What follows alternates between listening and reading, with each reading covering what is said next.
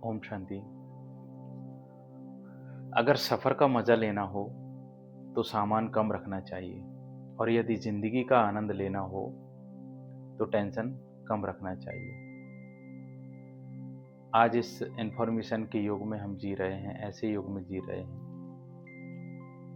जहाँ हमारे पास नॉलेज का भंडार है, परंतु क्या कभी हमने ये चेक किया है कि हम किस प्रकार की इन्फॉर्मेशन ग्रहण कर रहे हैं? क्या ये बात हमारे लिए महत्व रखती है या फिर हमें जो भी मिलता जा रहा है हम वो सब कुछ पढ़ रहे हैं, सुन रहे हैं या देख रहे हैं? जिस प्रकार हमारे शरीर के लिए भोजन जरूरी है, उसी प्रकार इन्फॉर्मेशन भी हमारे मन का भोजन है। छोटी से छोटी जानकारी जो हम तक पहुंच रही है वो हमारे विचारों का स्रोत है। हमारे हर विचार के पीछे एक भावना होती है और यही भावनाएं हमारा स्वभाव बन जाती हैं और हमारे कार्यों को भी प्रभावित करती हैं। जिस कार्य को हम बार बार करते हैं वो हमारी आदत बन जाती है, हैबिट बन जाती है। हमारी सभी हैबिट्स हमारे व्यक्तित्व का निर्माण करती हैं और हमारा व्यक्तित्व एनर्जी रेडिएट करता है और लॉ ऑफ कर्मा के अनुसार जिस तरह की एनर्जी हम देते हैं उसी तरह की एनर्जी हम रिसीव भी करते हैं, जिससे फिर हमारे भाग्य का निर्माण होता है। इस आंतरिक प्रक्रिया के प्रति हम जागरूक रहें और ये देखें कि किस प्रकार हमारे विचारों का प्रभाव हमारे भाग्य पर पड़ता है और इन्फॉर्मेशन का प्रभाव हमारे विचारों पर पड़ता है।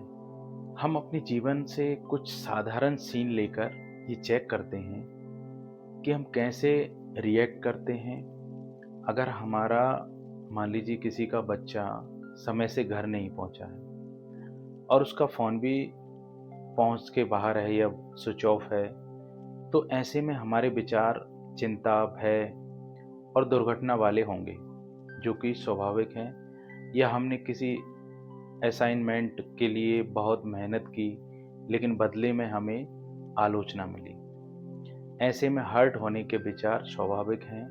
हम किसी से आशा रखते हैं कि उन्हें इस तरह से व्यवहार करना चाहिए, परंतु वो किसी भी तरह से समझने को तैयार नहीं। तो क्या ऐसे में गुस्से और चिड़चिड़ेपन के विचार स्वाभाविक हैं?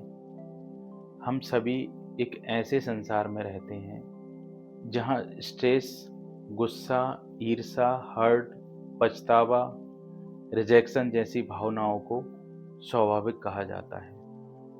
और जब इस प्रकार की भावनाएं लगातार हमारे मन में चलती रहती हैं तो इसका मतलब है कि हम अपने मन को अशांत, शरीर को बीमार और अपने संबंधों में टकराव पैदा कर रहे हैं। हर खबर, हर शब्द, हर सूचना ये सिर्फ बहती धारा नहीं है, ये हमारे मन में बीज बोते हैं।